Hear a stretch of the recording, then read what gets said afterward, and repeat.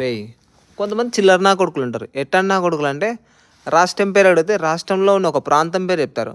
మాది ఆంధ్ర, మాది ఆంధ్ర తెలుసా, మాది ఆంధ్ర అంటారు.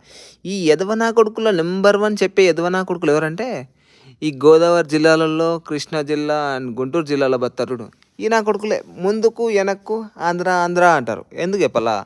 వాళ్ళకు వాళ్ళ జిల్లా ఎక్కడుందో తెలియదు, వాళ్ళ ఊరు ఎక్కడుందో. వాళ్ళ నాయన పేరు అడిగితే రామయ్య అంటే రామయ్య పేరు పెట్టుకున్న వాళ్ళందరూ వాళ్ళ ఆయన పేరు అవుతుందా? కాదు కదా. ఇంటి పేరు చెప్పాలరా, ఇంటి పేరు చెప్పాలా.